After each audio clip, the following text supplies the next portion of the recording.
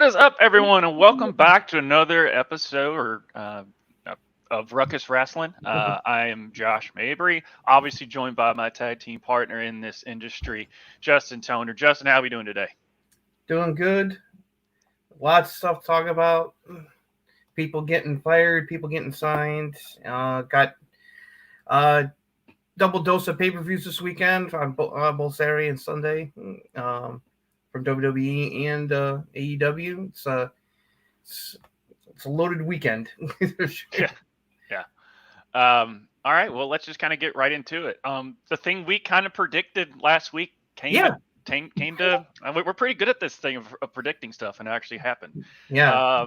But I mean, it came true. Matt Riddle no longer with the WWE. Nope. It was kind of a weird turn of events. I mean, as soon as Randy Orton got injured, it just never seemed like it was always just one thing after another. Backstage stuff. He couldn't get along with Seth. He would talk crap about Goldberg. And then I think there was something in between on there. And then just never seemed like he gelled with anybody. He also had a lot of issues in his personal life going on. I mean, he went through a divorce. Mm-hmm. Then he was forced to go to rehab, taken off TV because of some drug issue stuff. And then he came back, and it's like he was doing a lot of jobs.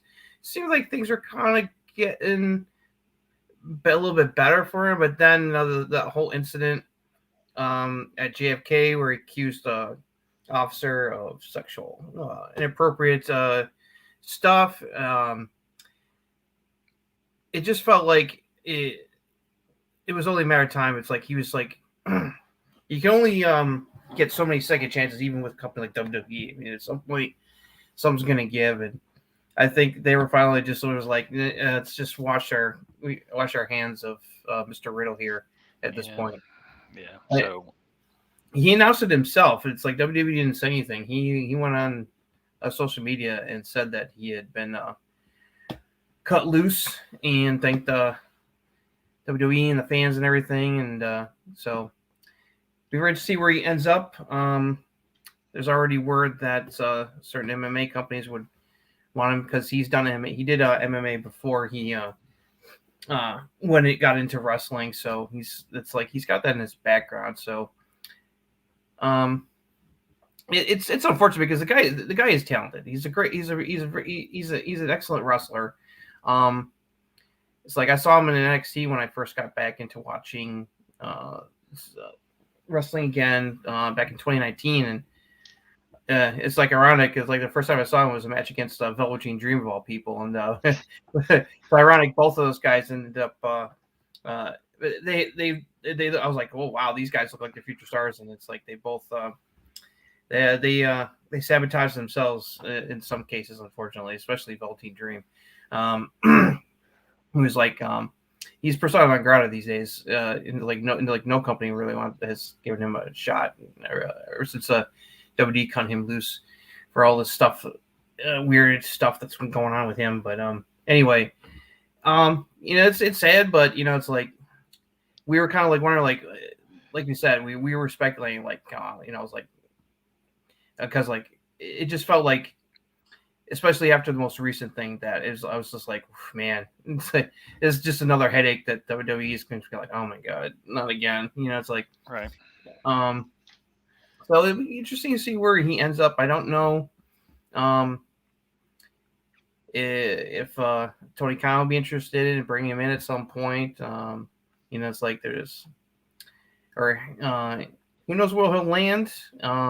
And he's also got MMA to fall back on as well, so it's not like he can't go somewhere to make money. So we just see. Oh, I just hope that he just kind of like sorts out what all these issues in his personal life out and just gets his head on straight, and because he can be really successful. I mean, he showed that how talented he is in the ring in this time at WWE. So it's just one of those, just like that's a shame, but it's not surprising. No, and if you listen to Dana White's comments, he's not going back to UFC anytime soon either. Oh no, yeah, no. He's not a fan. He basically kept calling him an idiot and said that he failed a drug test because he literally told Dana, he goes, I have to smoke weed so I don't beat my kids. That's what Dana White said. So you can take that for what you will. Yeah. But if that's true, and Dana never mince of words and pretty straightforward. So, Dana is who he is. He's not now. Granted, he talks about beating his kids and then he's on tape slapping his wife, but that's no here nor there. Basically, long story short, Riddle, who knows where he's going to end up? Probably Impact is my guess, because I think AEW's had their enough share of headaches, and it seems like he's always one of them. So I just don't see him. I'm pretty sure if anything, he's going to end up at Impact, or who knows? Who knows where he's going to go next? Yeah. Anything else on Matt Riddle? No, that's pretty much said everything I need to say about. It's one of those. Oh, that's unfortunate, but he definitely burned. I think too many bridges is why he was among the ones that got cut loose. Yeah. Another one, as far as the one that's cut loose, now is one that's signed. Jade Cargill. Yeah. Kind of been rumored for a while. We figured because she was off TV. Basically, was just sitting there on Rampage the whole time. Now she's on video officially walking in the Performance Center, and people are fantasy booking their butt off over Jade Cargill. Oh yeah, this is this is huge. Yeah, this was. It was interesting. WWE allowed this to be broken by ESPN. ESPN was allowed to officially break the news that she had signed. So that's one thing, because them giving the exclusive to ESPN to put it out there, and then coming out and confirming it. They were obviously, and they were. I will say this obviously shows that they really wanted her, because they treated her arrival and announcement of her coming to WWE like she's a big star. Yeah. This is a big, like in sports where you get the big free agent signing, and they make a big deal of it. You got the press conference and everything. They made a big deal out of this because it is a big deal. She is the biggest name to switch from AEW to WWE after Cody. Right. And in fact, she said in the interview she's given that one of the reasons she decided to come over to WWE was because of Cody. Right. She's very close with Cody. He's mentored her, and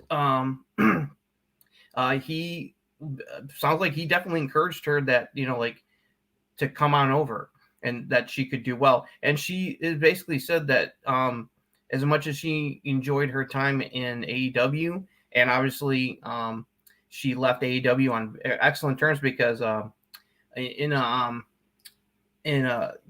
doing a thing with the media, Tony Khan, related to the Wrestle Dream pay-per-view coming up on Sunday, he was asked, of course, about Jade going to WWE, and he basically said that he wished her luck, and that she was great asset to AEW, and that she's always welcome to come back. The door is always open for her to return, and he wished her luck.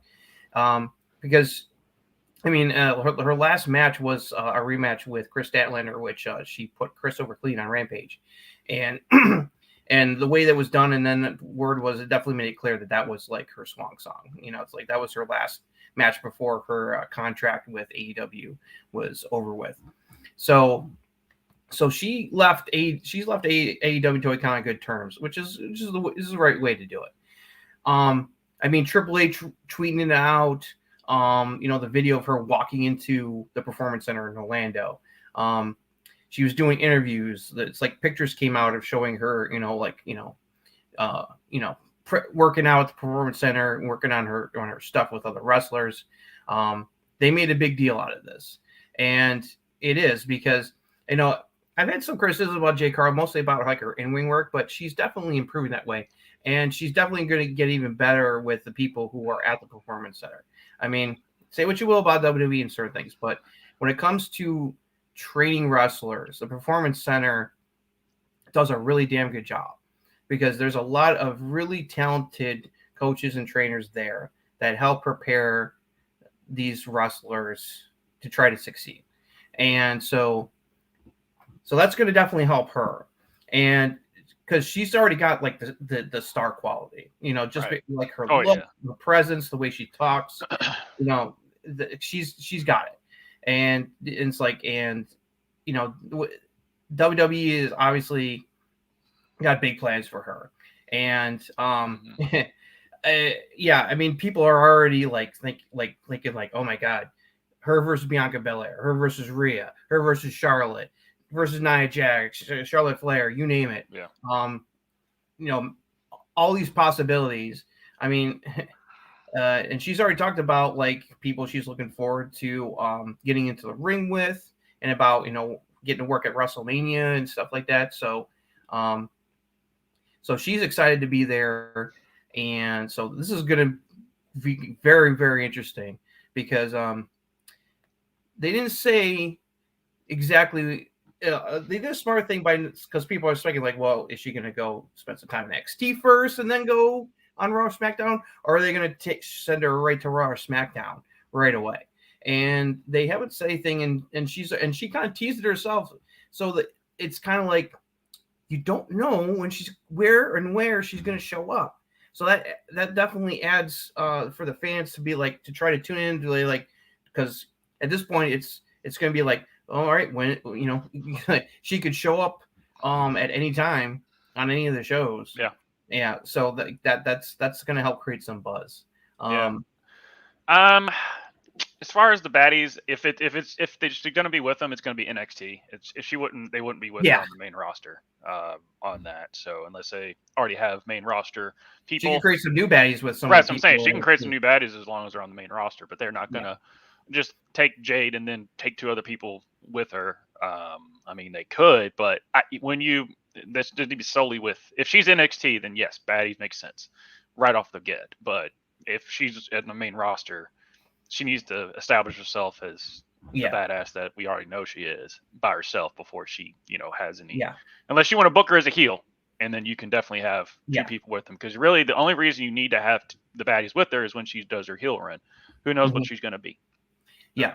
Yeah, we don't know if she's going to come in as a face or a heel at this point. It's like there's so much speculation and about like which show she's going to end up on. It's like either show it's going to be huge, and plus like the matchups that you can think about, the people she can feud with. Right. I mean, really, like her versus Rhea or Bianca is like huge money match. Like especially like her and Bianca would be like a WrestleMania level like match for sure. I mean, because of how it's like both great big African American stars. They're both incredible athletes. I mean, like it's like Jade is like, she is built, man. It's like she's got like like she's got like the more built body than Bianca, but it's like because Bianca is like deceptively strong. It's like because like you look at her and you don't realize like how strong he is until you see her like do her feats of strength, which is it's like to remind you like no it's like how good I am. So like so there's a lot of possibilities. This is a big get for WWE. And it's going to be very interesting to see where she's going to end up and who her big feud is going to be with. So, I mean, you don't bring in Jade Cargill and immediately lose to Becky. That just, I mean, she's going to be fine either. She's going to be fine, but that's just not a good start for her. In that, I mean, I can understand. I can definitely understand. But this makes more sense if it's like a Bayley. It's interesting. A lot of both Becky and Bayley both tweet out on social media welcoming her to the company, and Bayley definitely did a little more interaction where she was more like in character, like like, hey, I'm the role model here.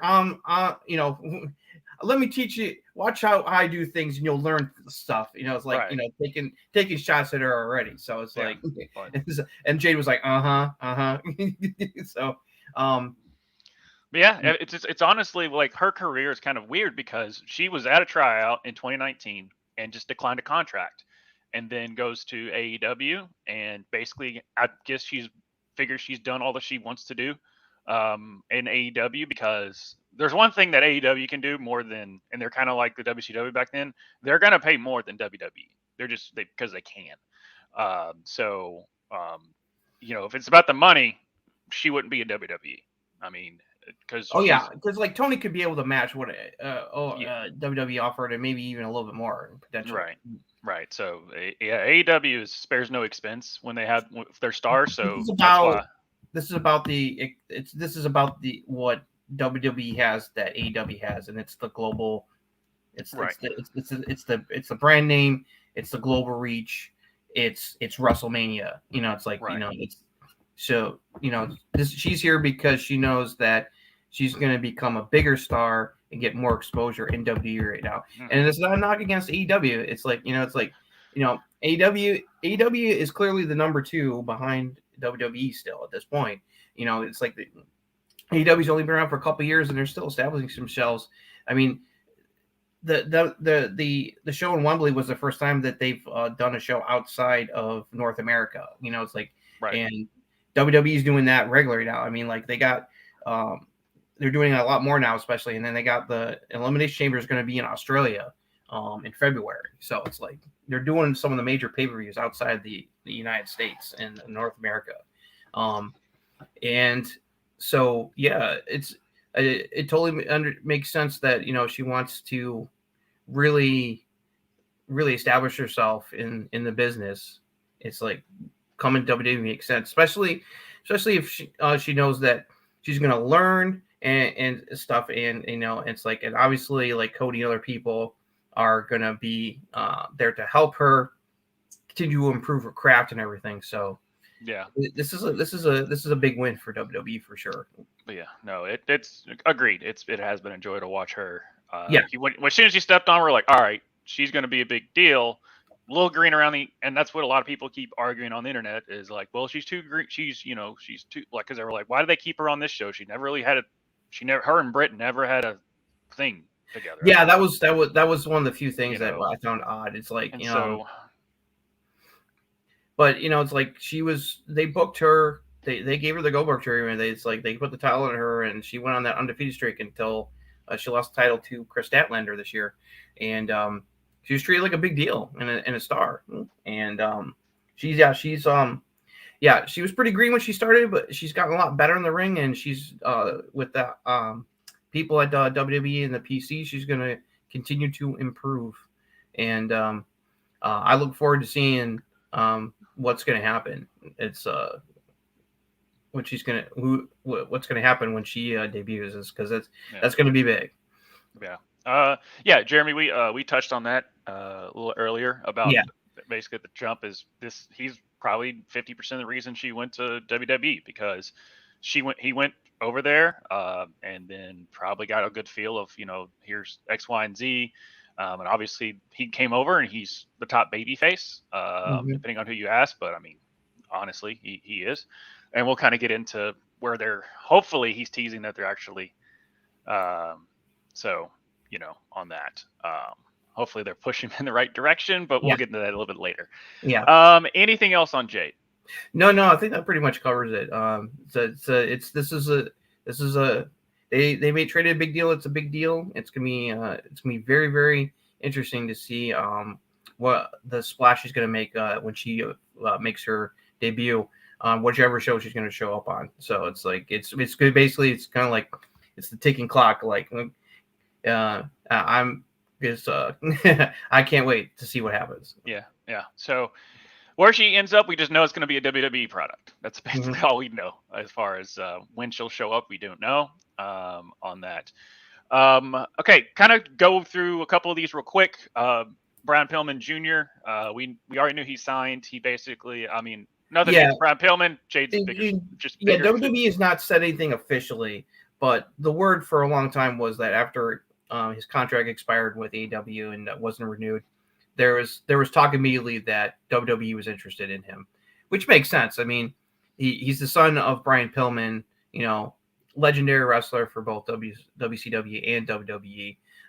Spent his last couple years, unfortunately, of his life in a career in WWE before he tragically passed. So it makes sense that he would want it, that they would be interested because of his name, who his father is, and the history he has with WWE, and also WCW because also because they got the they own WCW tape library and everything. So Right. So this week on NXT, a short little video aired of they didn't show his face, but it showed someone watching some old footage on a TV of Cincinnati Bengals game and also WCW Saturday Night. And immediately everyone's like, well, there's only one person that those two things could apply to, Brian Pillman. So therefore, that person is definitely Brian Pillman Jr. And they didn't say that's all they showed. It was a brief little tease. So they're laying the groundwork for his NXT debut around the corner here. I'm excited for him. He's a talented guy. He's got a lot of potential, and it's gonna be interesting to see if he's gonna go still by Brian Pillman Jr. I would assume so, just because. I mean, even though it's hard because Braun Breaker is the son of Rick Steiner, but he's not going by using the Steiner name, which which is understandable when you're like the son or daughter of famous wrestler. Same thing with Ava Raine, who was the daughter of Dwayne Johnson, The Rock, who's part of Schism with Joe Gacy.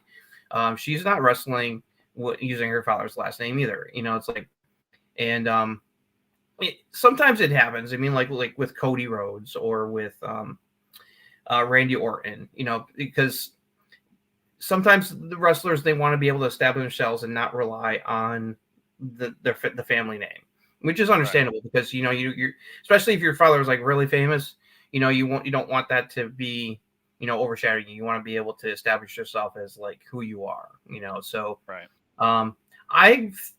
the fact that I have a good feeling that he's probably going to go by Pillman Jr. I would assume. Is like unless they do something radical, like with Braun Breaker or something, and give him a little bit different name. But they're obviously cluing you into the fact of who his father is with that Vinti. It's like because if you know wrestling, about Brian Pillman's history. Like he started out in football. He was with the Cincinnati Bengals for a bit, but injuries forced him out of football, and then they got into wrestling, and he really, it's the highlights of pretty much the majority of highlights of his career was when he was at WCW, because by the time he got to WWE, unfortunately, the injuries and the drug use had taken a toll on him, and he was like not the same, flying Brian, Hollywood Blondes, Brian Pillman, who just wowed people. I mean, if you want to understand how amazing Brian Pillman is, go watch his match again with Jushin Thunder Liger from I think it was like Super Brawl 2. That match is like a 5-star classic. It's like just to see how talented his father was. Yeah, and he's definitely got some of the skills that his father has. So I'm looking forward to seeing how he. I wish him luck in WWE. NXT will be a good place for him to establish himself, and hopefully he'll get a good shot. He's a big William Regal guy. When Regal was in AEW, that's right. he was always showing up to just get everything, just soaking up everything that William Regal would teach him. So that's another reason why they figured that he was going to make the jump, is because he was getting mentored by William Regal, and that's so he followed him there. Oh, that's a good point. I totally forgot. So yeah, that was kind of what it was. Was like as soon as William Regal left, they're like the writing's on the wall that why William Regal left is because he just liked the Performance Center where they had to listen to instruction. Where in AEW, like he would sit there and say like, yeah, I'm going to help, and then like only like Brian Pillman and I think 2 other people, maybe Ricky Starks, would show up, and everyone else wouldn't. So he was like, oh, okay, well I'd rather just go back to. And once Triple H finally took over everything, and they basically just, and Tony Khan was like. That's another cool thing about it, is like he basically was like, yeah, sure, go back, and kind of like left him out of his contract so he can go back to there. And so as soon as William Regal left back to WWE, then he can't appear on TV. That's why he has, and there's no reason for him to appear. Yeah, so, it's like there's like a part of the deal was that it's like he can't be like an on-air personality for a certain amount of time. But so yeah, I mean with Brian showing up, and they might have Regal once he finally can come on TV to kind of be his manager or whatever. Mm-hmm. On that, you can touch on this because I don't know who. Oh yeah. That would be fantastic because that could definitely that would help Mello, but also would help Pillman Jr. out too because holy cow, the match that those two could have. Look, talk about banger match potential. Right. There's so many talented people in NXT right now. He's going to be able to put on some really good matches with some people that are in there right now. So, so when I saw this, I immediately sent it to you because I know you. It's like I was like they're finally teasing him coming. It's like I'm looking forward to seeing when he makes his official debut here. So. Yeah. And then last thing, as far as his dad, go watch his promo that he did in ECW. I think it's a freaking classic. Mm-hmm. With his cane, just sitting there. The now infamous feud with Stone Cold, the home invasion and the gun incident, which oh boy, did Vince get in trouble for that? USA Network didn't care for that. No, USA Network was not thrilled by that whole angle segment. But it was an infamous moment in the Attitude Era of the Monday Night Wars. But that and the presidential speech by DX, they were like, gosh dang it. On that, not getting us in trouble with the FCC. right. So kind of moving on to some injury and sick news. Sheamus and Luke Gallows are dealing with some injuries now. Some people were saying that the reason Gallows hasn't been around is because he doesn't get along with Mia Yim, which that's what Sean Ross Sapp was saying. He's basically like, no, he's been injured. Now he could, but he didn't decline that him and Mia weren't seeing eye to eye, and that's why he hasn't been appearing on TV. But he also did confirm, at least, that he is dealing with getting his knee cleaned out. He got his knee scoped, so he's going to be out for about another 6 weeks. That's not too bad. It's unfortunate, but that's it could have been a lot worse. So he's going to be out for at least another month or so before he'll be back on TV. Because I was wondering where the hell the Good Brothers have been lately for a while. It's right. So now we know it's and also they even. Carl Anderson was on for a bit, but without him. So it was kind of wondering what's going on there. And Sheamus apparently is dealing with a pretty serious shoulder injury, unfortunately. I don't know if he injured it before or after his Edge's Swan Song match there on SmackDown, because that was the last time he was on TV was for that match, and he's been out off TV since. So that's unfortunate. Sheamus has been killing it for the last year in the ring and everything. So hope for a speedy recovery for the Irishman there. Yep. And then with Sheamus. The worst part, and this affects what happened on SmackDown, our boy LA Knight unfortunately tested positive for COVID just before SmackDown happened, and he had to be written out of show because we'll get to a little more depth, but he was supposed to be involved in a major angle at the end of SmackDown that because it was very noticeable. Wait a minute, what's going on here? Shouldn't someone be helping Cena? Well, it was supposed to be LA Knight, but right. It sucks. Hopefully it's not too serious and that he will be back on TV real soon. Yep. So obviously it just depends on the recovery. Hopefully it didn't give him long COVID or anything like that. That could happen. But we want our boy back on TV. Being awesome. On that. Any other news or notes? No. We move on to our recaps. No, that's about it. That was recapping what's been going on with the shows here lately. All right. Well, let's jump right into SmackDown and kind of Justin take it away, and we'll kind of jump in. As far as our thoughts on how the show went. Okay. So, the big angle on SmackDown, which kicked off the show, was John Cena and AJ Styles. They have history between them. It's like they if you don't remember, it's like they feuded for quite a bit over the WWE title several years back. So they have history between them, but they both have a common problem. They don't like the bloodline. They don't like what's going on with Solo Sikoa and Jimmy Uso, and they agreed to team up and challenge the two Samoan brothers to a tag match at the upcoming Fastlane pay-per-view. Well, the Bloodline decided to make things a little bit easier for them because later in the show, they jumped AJ backstage and beat the living hell out of him. And then at what was supposed to be the contract signing for said tag match, Jimmy and Solo again attacked and laid Cena out, and nobody came to his rescue. Originally, it was supposed to be LA Knight was supposed to come to his rescue because apparently they are going to insert LA Knight into being Cena's partner against the Bloodline, is what the word is, which is huge for LA Knight. Obviously, that's one step closer for him getting into the main event scene. And plus, him and Cena already have history because Cena was a special guest referee in his match against The Miz on pay-per-view. And him and LA Knight kind of, butted heads a little bit. It's like, they're not exactly a big fan of each other, but there's respect there. So, yeah. So hopefully, LA Knight will get well soon, and they'll be able to pull the trigger on that. Yeah.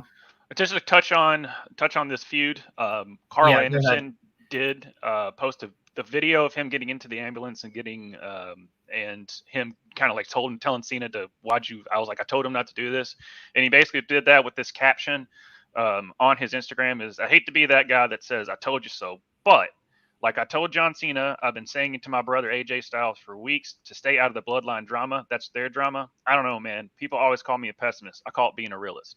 And then he also tagged Luke Gallows and Mia Yim in it too. So yeah, he's doing his part to keep all the intertwined stories going. So I did see that. Also, cool. Carl Anderson's a good follow to keep up with how crazy his family life is. I think he's getting ready to have like his 6th kid. So it's crazy. So he's always a fun follow. So I recommend. Because we've both been very critical about Jimmy trying to worm his way back into the graces of both his younger brother Solo Sikoa and of course the Tribal Chief Roman Reigns, who is still absent from television, which I'm not a fan of.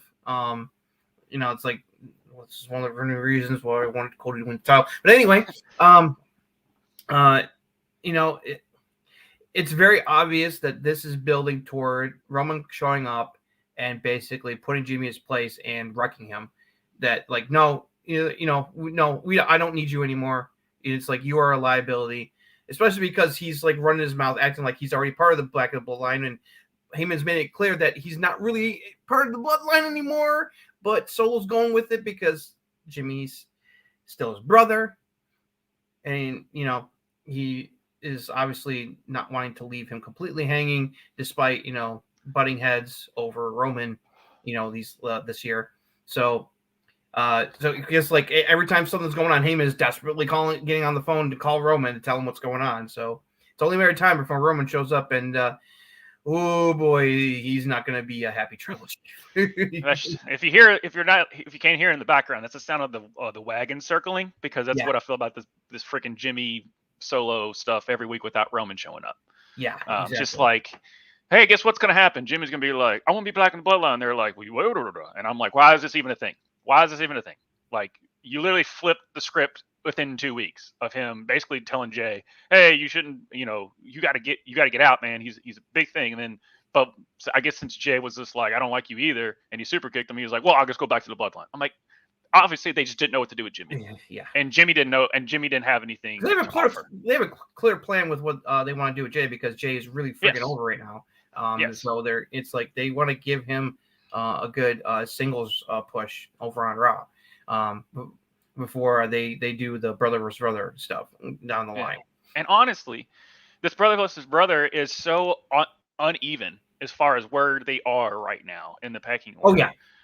And how they're building. So if you really want to build that match, and I know the brothers want to do that, and they'll probably still do it, and it'll probably still be a good match, but it's not going to be a big like, oh, who's going to win? It's going to be Jay, unless someone screws it over, because they're not building Jimmy to be as big as Jay, which is fine. I mean, Jay's been working on this thing for 3 years, and so hats off to him. He's made event Jey Uso, and Jimmy's been injured, DUIs, and all that other stuff. I think they both did, but it's just, if that's the match you're going to do for WrestleMania, it's going to be in the middle of the show, maybe like a 6-minute match or something like that for WrestleMania. It's not. It's just where it is right now for where the two brothers are.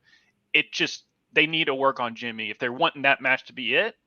Because every match I feel like is WrestleMania. You put you put the best card out there, and this is just going to be so uneven that people are going to be like, it's either they're going to blow the doors off, and Jay's going to end up winning. But you get what I'm saying? Like, it's just they need to prop up Jimmy to be on Jay's level to make that really work. Mm-hmm. Yeah, absolutely. So yeah, it's like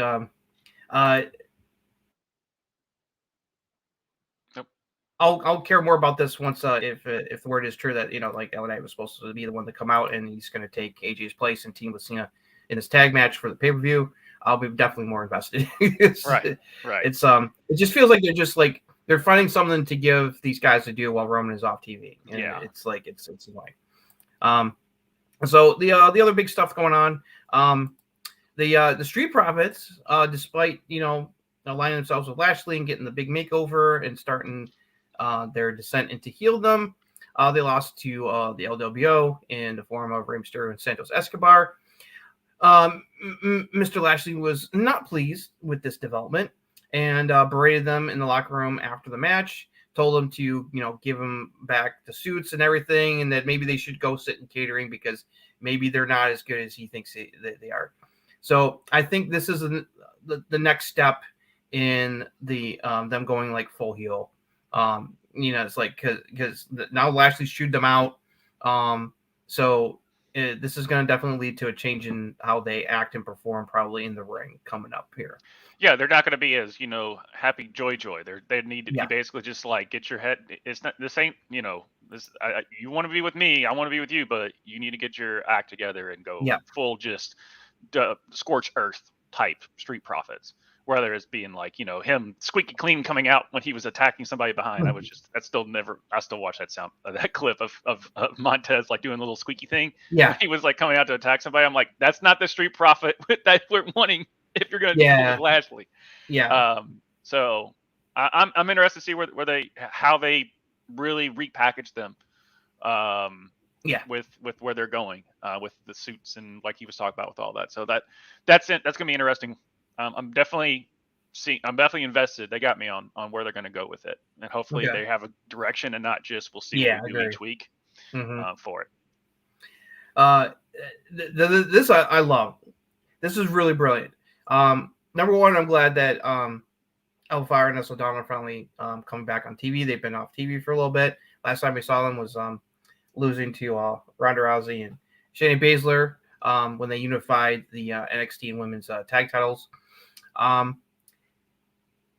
People, like us and others, for like the last year have talked about how it seems like the WWE women's tag team titles have some kind of curse on them because of just how many people who have touched the titles have ended up getting injured or something happening to them. Well, WWE has decided to roll with that because Alba Fire and Isla Dawn basically said, yeah, there is a curse, and we put the curse on the tag titles. I was like, okay, you know what, WWE, you're rolling with it because obviously you must have heard people on the internet saying this. So and plus, their whole shtick, the two of them is, dark magic kind of stuff anyway. So them saying they put a curse on the tag titles is a brilliant way to roll with that. I'm very interested to see where that's going to go because as far as like in the tag title scene, but I laughed because I'm like, well, that's a brilliant move, WWE. Yeah, there is a curse. yeah. So yeah, I'm glad they're at least doing something with it. In that direction, and just because it's just been literally it's cursed because you had two of your top stars just quit over how they booked it. Last year, like Liv Morgan, Raquel Rodriguez, Sonya Deville, so many people. It's like so many people who have been part of the women's tag team championship team have ended up injured at some point, and the tag titles have had to either be vacated or had to switch hands really quickly. Right. So, yeah, so I thought that was a brilliant move. Hopefully this leads to them getting a good push out of it, because I like the two of them. The other big match on the show was Io Sky defending the women's title against Asuka. This match was awesome. They gave him a lot of time. It was really back and forth, so a lot of good stuff. Obviously, Damage Control helped give Io a little bit of edge, because like Bayley bailed her out by putting her foot in the ropes at one point, helping out her girl.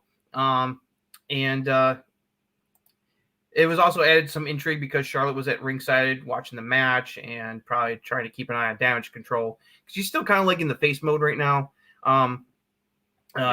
So Io wins with big win for her, big title defense, and it's pretty obvious that Charlotte's going to be next on the challenge block for Io. So, and that'll be they can put on a hell of a match, those two. It's weird when you actually have talent, and then you realize that you can use that talent and pair them up with people. Because I mean, Io was like, for a second there, when she came back with Damage Control, they booked her decently at the start, and then it became like fodder, and I'm like, what the heck? And then they finally put Money in the Bank with her, and I'm like, okay, and then here's what you get when you put, she deserves a strap, and she deserves a decent run. No, and they're doing what you should do with Io. It's like put her on TV with someone she can go on, and she can put on a hell of a match, and her and Asuka go way back. They know each other very well. So no surprise that they had an excellent TV match out of it. So good. Yeah, good. And we'll just see which Charlotte shows up when they actually do. Because sometimes she'll just not care. Unfortunately. Yeah. And so we've seen that before. And then you also get the Charlotte Rhea Ripley. So it's like we know Charlotte can do it, and Rhea and Io's got so much talent. So and also I just remembered it's like her Charlotte and Io do have a little bit of history, because when Charlotte beat Rhea for the NXT Women's Championship at WrestleMania a few years ago during the pandemic era, she lost the title to Io in a three-way match between her, Rhea, and Flair at an NXT Takeover pay-per-view. So they've tangled before, and Io had one hell of a run with that women's title after she took it from Charlotte. So these two are not strangers to each other. So as long as like Charlotte is properly motivated here, I think this will be a really good feud, and have some good stuff, good matches out of it. Gotcha. Let's see, and then more hilarity, Pretty Deadly. Thank God they're back on TV, because my God, these guys are gold. Oh my God, they are having so much fun with these skits about it's Kit Wilson is his name, the other who was the one who was injured, just about his road to recovery so he can get back in the ring. I love how this was hilarious. They just are, like I told you last week, and every new segment they do, I'm just like, this is Edge and Christian with like the 5-second stat for the flash photography and all that, like with the kazoos and stuff. I'm like, this is literally like Edge and Christian, except with a British accent. Like, that's just and every week it's like more and more. I'm like, this is literally like Edge and Christian, and I'm 1,000% here for it, because I still go back and watch that stuff, especially with them and Mick Foley when he was commissioner. That's just some great backstage segments. So, but yeah, they're really good. Yeah, they're so good. They're killing the stuff. It's like WWE definitely knows, sees that they're really good with this comedy stuff. And man, they're hitting home runs with this stuff, man. It's like from the Adam Pearce stuff last week to this whole little vignette skit. Yeah, and it also kind of reminds me of kind of like when it was basically it's kind of like what Randy Orton was doing when he was like giving his random updates on like my shoulder or my elbow, whatever, is 22% healthy, but my doctor gives me a 60. Like he was doing Steiner math. Remember those little vignettes that he would do, like just giving an update on his shoulder. So they kept him on TV, and it was just so deadpan hilarious.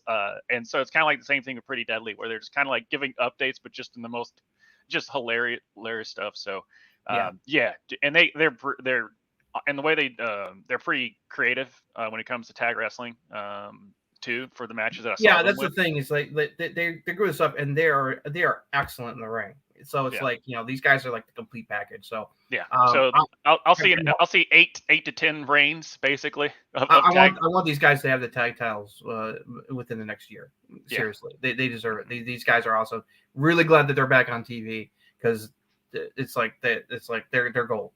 The only other thing left on SmackDown that happened was they're definitely going with this alliance between Austin Theory and Grayson Waller. They teamed up again against the Brawling Brutes, Pete Dunne and Ridge Holland, and they won. So they're definitely looking to push these two as like a tag team. And I think that's a good thing because honestly, their heel personalities definitely work well off of each other.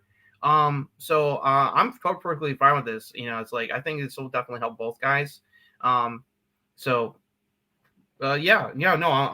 think I'm with this alliance between Theory and Grayson Waller. Yeah, we're about to do a Nostradamus segment because we were right on Theory Waller, we're right on Matt Riddle. Yeah, that's right. So we're getting really good with this prognostication lately. Yeah. So I'm still holding out that War Games, if there is a fifth member, that is Jimmy and Jay. I'm still going to throw that out there.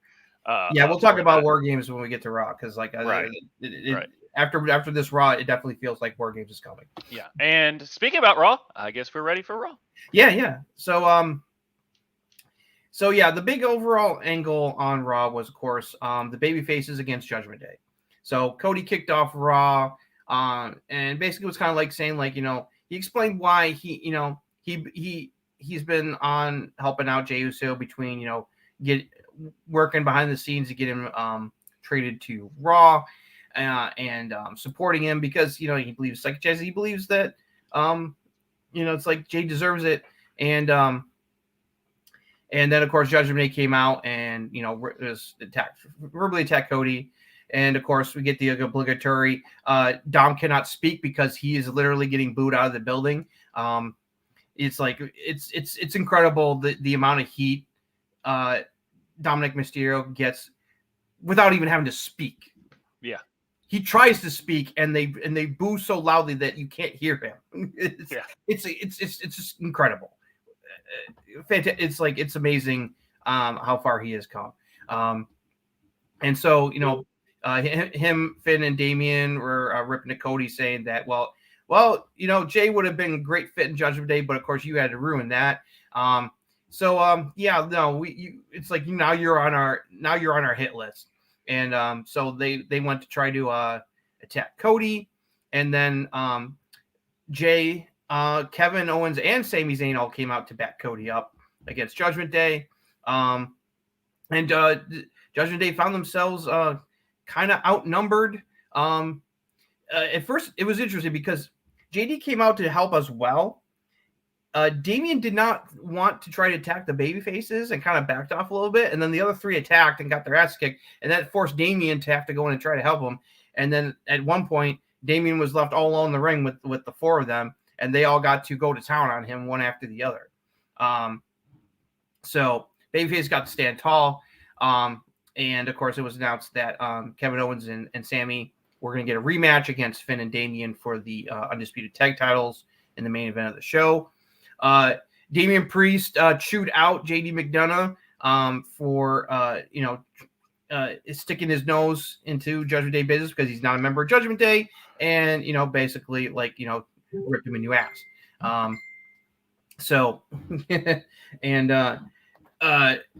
Making it clear that he's not a fan. So that led to and also, there was some promos cut. Jay cut a promo of his own, basically saying, he appreciates, Cody, believing him and that, he doesn't like Judgment Day and, even though, KO's got beef with him and he understands that, Sammy's a bro, and so he's going to be keeping an eye on the main event.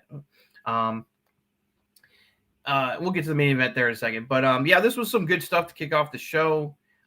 Clearly drawing a line with the big heel team right now with Judgment Day, who they're the numero uno heel faction now in WWE. They've supplanted the Bloodline, especially with everybody got gold. Rhea was not there. Still kind of like selling the attack that Nia Jax did on her. I assume she's probably going to be back by this coming week, because especially after what happened on this show. This has been some fun stuff, because obviously JD McDonough is trying to help out because of Finn, and maybe he does want to join the group, even though Damian and those are kind of iffy on him. So Damian, of course, is being the one who is not a fan of his, but that may be starting to change after this week. So here's where I think it's kind of, before we get to the main event, what did you think of all this stuff before we get to the? So I enjoy it. I know some people are sitting there saying they're circling the wagons and stuff. I'm like, they're just slowly getting to War Games, and the way I think it's going to go with Damian, the way they're kind of booking him is, we got to do this, and JD, he's obviously been here, he's done, helped us out, blah blah blah, and he goes, and they'll probably say for War Games, so he's going to be fine, but if he screws up, it's on you, and then that's where the dissension after War Games of Judgment Day, and then maybe they fight over the briefcase. I don't know, but that's where basically where I'm going to see that going. And it should, but when you have a couple months, because it's Fastlane, and then is it War Games next after that, or is it 2 months away? I always forget. We got Fastlane coming up, and that's going to be Survivor Series. So yeah, that's why it's kind of slowly getting to War Games. That's how they're booking it. Because Fastlane is going to be the pay-per-view October, and then of course November has always been Survivor Series. Yeah, so I'm interested because I like the way they're kind of doing Priest. They're kind of giving him some just single amount and making him, growing his stardom. For that. So when he cashes in, it's not just, it's you kind of get him to, because right now if they put it on Shinsuke or something, if they put the strap on Shinsuke, which I'm hoping they kind of do, just because he's been killing it right now, that the Priest becomes kind of, when he cashes it in, it's a babyface cash in, and it's not going to be on Roman. So at least that's the way they're kind of showing it. So and there's only so much time. Question from Jeremy here on that. Maybe you can touch on that. Ooh, that's interesting thought, Jeremy. I don't know if they go that route. Yeah,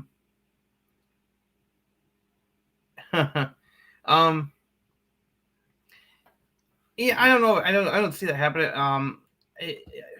The thing, I think the most important thing for Priest, obviously they're building his star power, and that's a good thing. I love the whole Senior Money in the Bank, so Mr. Money. Right.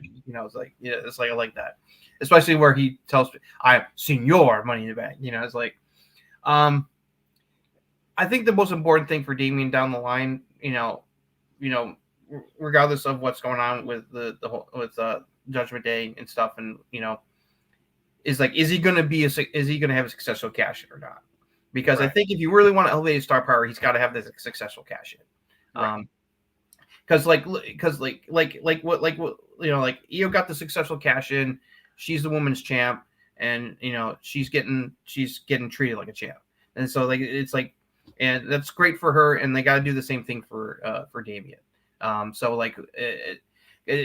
it's going to be for the world title because he's on Raw. He's not going to be going after the Roman, because it's obvious that they're not going to have Roman lose until probably WrestleMania at this point. So that would be a failure cash in, and we don't want that for him. So he's going to be cashing in on whoever the world champion is at some point in the near future. So it's going to be interesting just to see when they decide to pull that trigger. So I don't see that unless this is unless it's a weird long-term plan by Finn to eventually exorcise Damian out of their group because he secretly wants to get rid of him. which is weird because it wouldn't make sense because not right now. It seems like Damian and Finn have settled the issues between them now that they're the tag champions. It's more about JD coming into the group because obviously Finn would be fine with that, and some of the others, especially Damian, are not completely on board yet with that idea. Even though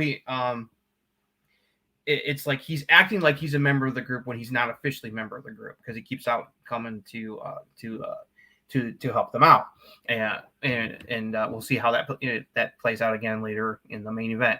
But it's an interesting idea, Jeremy. I don't know. We'll see. I doubt that, but you never know. Let's see. So it was funny. We talked about the issue that I definitely had the issue with that. Word got out that the whole open challenge that Becky did last week, it was supposed to be Tegan Nox coming out to answer the challenge, and instead they changed it to Natalya doing it. Well, obviously they must have heard the criticism because because they ran with that because they did a whole angle with this. They started with Becky talking to Tegan Nox in the back and admitting that she was thinking of doing the answer challenge, but Natty beat her to the punch, and Becky Lynch encouraging her to you gotta go for the brass ring, stand up for yourself, Right. Don't sell yourself short. It's like you want to come for this title, you go, do what you got to do. So Tegan went to Adam Pearce. It's just weird. It's weird that they're going to Adam Pearce instead, because obviously, Sean would have to be there. It's like, because Sean is basically treated as like the GM of NXT these days, it's like, but they're going to Adam Pearce to set this up, but whatever. Sean's not traveling for a backstage segment. Yeah, exactly. Yeah, I understand why. It's just, I wish they would make it a little more clear. But anyway, so she goes to Adam Pearce about getting a shot at the NXT title. Whoever's going to merge between the match between Becky and Tiffany Stratton that's going to happen at the NXT No Mercy show on Saturday night. And then of course Natalya has to show up again and butter in and says like, I deserve a revenge. Like, no, you don't, because you lost last week. Shut your mouth, Natty. So right. This basically Adam Pearce is like made a match between Tegan Nox and Natalya. Whoever wins would get the NXT Women's Champion on next week's show. And Tegan won cleanly and got to show her stuff. And Becky was watching it ringside and definitely was like, yeah, yep, you go, girl. So I like this. Tegan Nox is a very talented wrestler. Unlucky as hell, but yeah. She has not gotten an opportunity since she got moved to the main roster. And it's like she really deserves it because she's really talented in the ring. She's definitely got a personality that it can definitely get over. Her time in NXT was marred by her injuring both of her knees at different times. Yeah. Both MCL and ACL tears. It's like she missed a lot of time on the shelf during her time in NXT, which was unfortunate. And then she got cut loose during some of the big roster cuts. Like over a year and a half ago. But Triple H definitely believes in her because he brought her back. But she hasn't been used on TV much, and it really hasn't got a chance to get any kind of push. So it's nice to see that they're finally doing something with her and giving her an opportunity here. It's better than Natty being shoved down our throats again. It's like, and I'm glad that she went over Natty clean like that. So this will be good for her because it's probably going to be Becky. It's like I much as love Tiffany Stratton. I don't see Becky losing the NXT Women's title just yet, but you never know.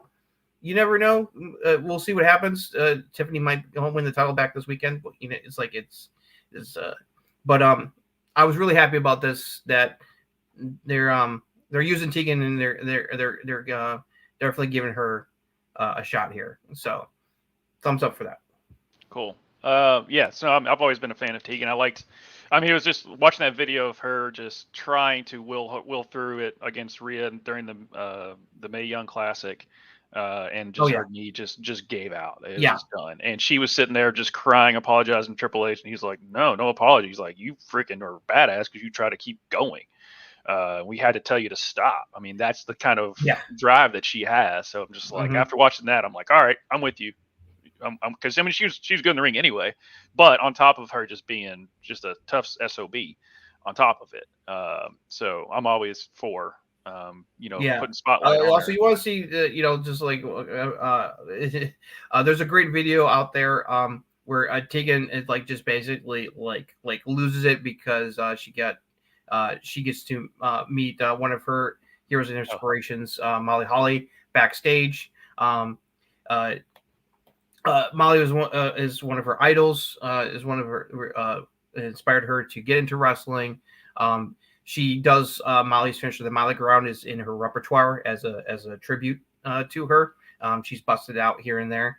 So really wholesome. Just seeing, it's like her getting to interact because these days, of course, Molly is one of the is coach and producer. She does a lot of producing of like the women's matches.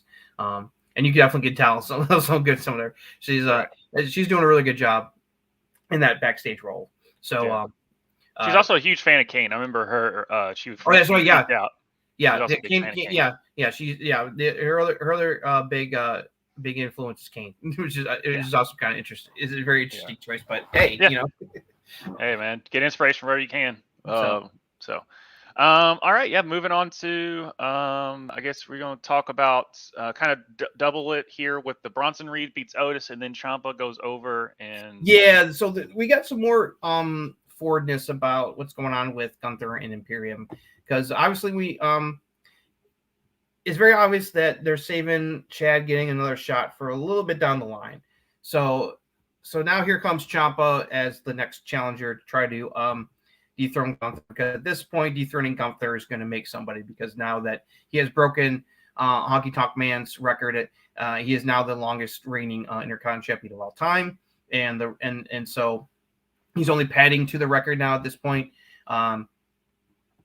And so Ciampa has gone through both members of Imperium. He defeated Giovanni Vinci last week, and then this week he defeated Ludwig Kaiser in a match, and afterwards is like, Gunther, I'm coming for you. It's like, so Gunther is not pleased with his lackeys' lack of effort in the ring lately. Also, Ludwig Kaiser has also been distracted by Maxine Dupree a little bit.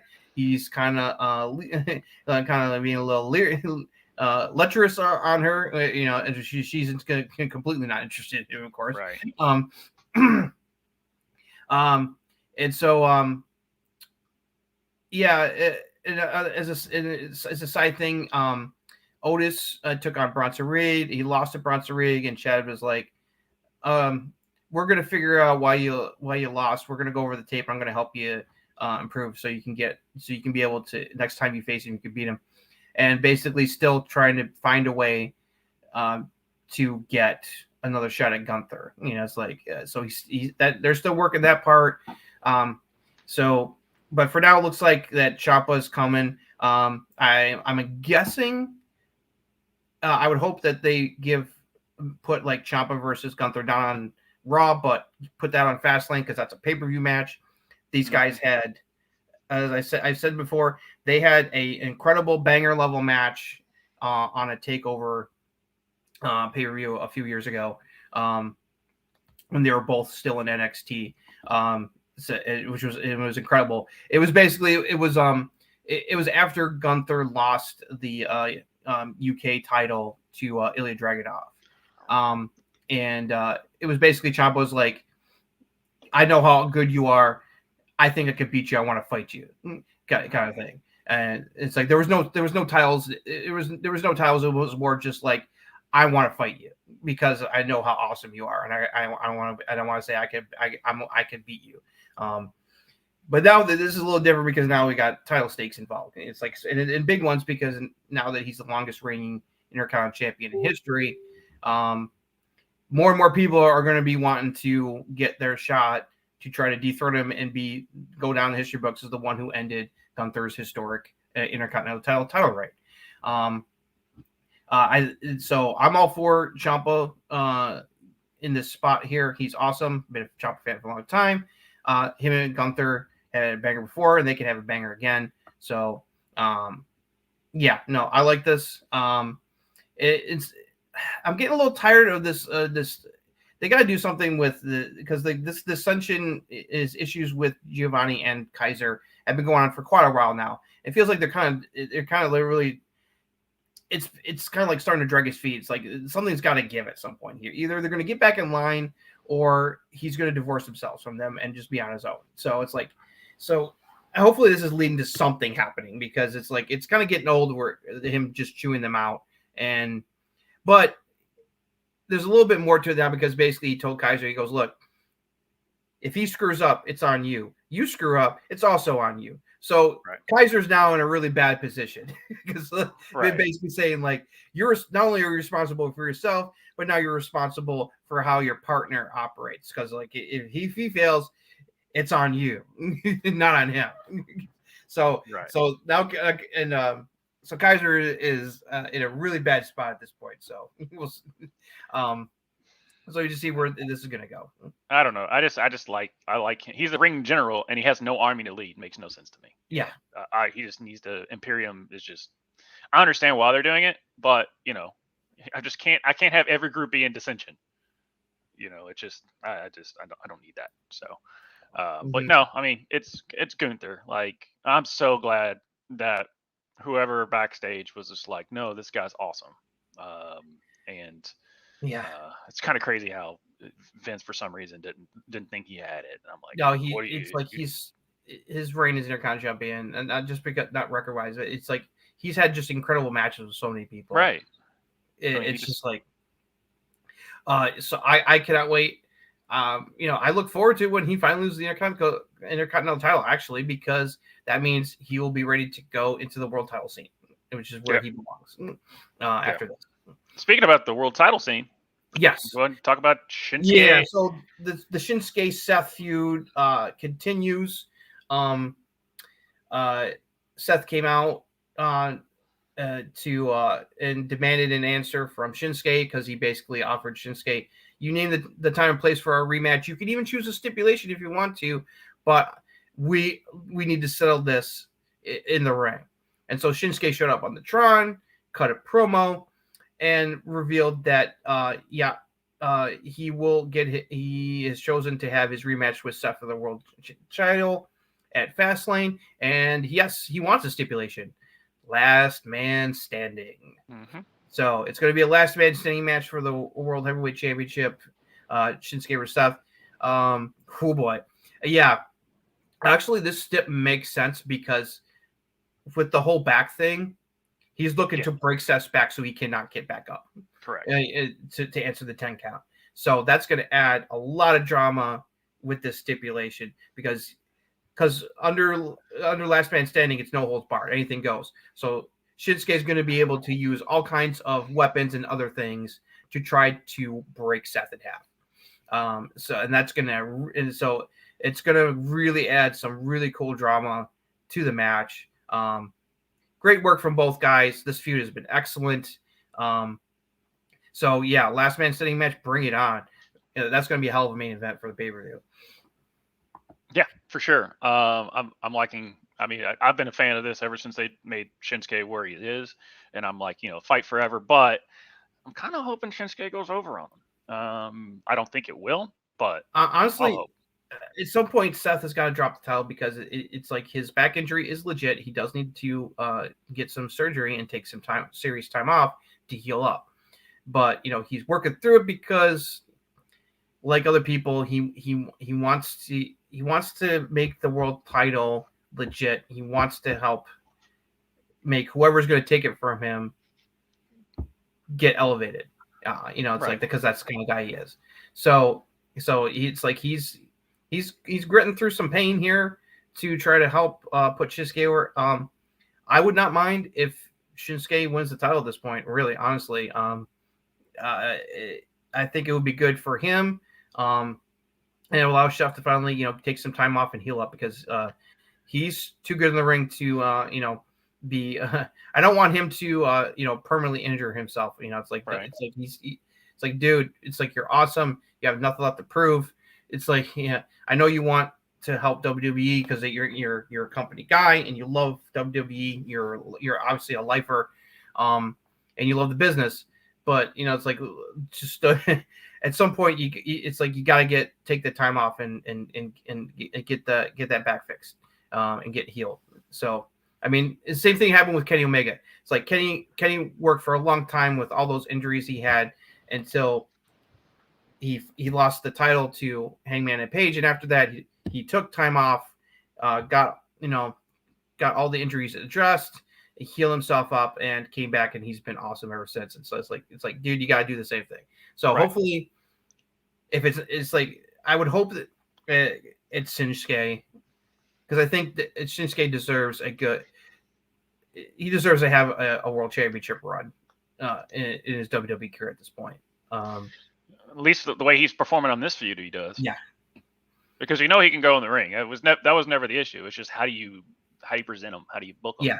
Yeah, that was always the issue, and I understood that from language. And it's hard because Seth is like the most over as a babyface he has ever been. The fans love him. He's putting on incredible matches all the time. But it's like, he's at some point he's got to take time off to heal his back up before something something happens. It's like God, nobody wants that. So yeah. Anything else on that part of that segment? No. I thought it was awesome. It's like these guys are just killing it with the promo work in this feud. It's this feud it has been one of the best things going on Raw lately. Honestly, it's like Raw has much more better storylines cooking going right now than SmackDown right now, and the Tribal Chief's absence definitely does not help. No. So yeah, thumbs up on that. So I kind of lead you into this one. This next part with this question. Yeah, has Dom become that much better, or is Dragon Lee just awesome, or is it both? I think it's both. I think Dom has definitely improved in the ring. He's good in the ring. I wouldn't say great yet, but he's definitely getting there. He's learning. But yeah, this match was so we had Dominic Mysterio defended the NXT North American title against Dragon Lee on Raw. Obviously as a way to help promote NXT. It's like they had a great match. Dragon Lee is amazing.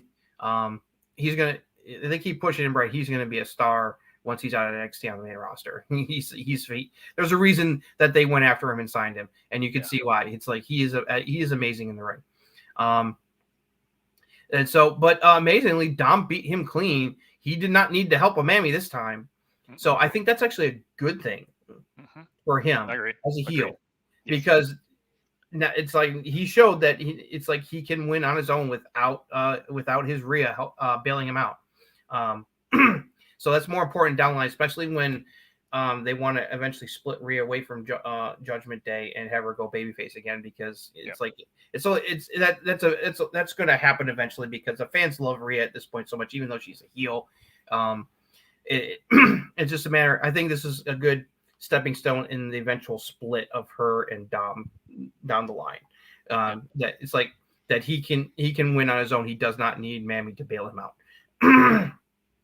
So yeah, no, that match was excellent. Good TV match for sure. Any thoughts on that?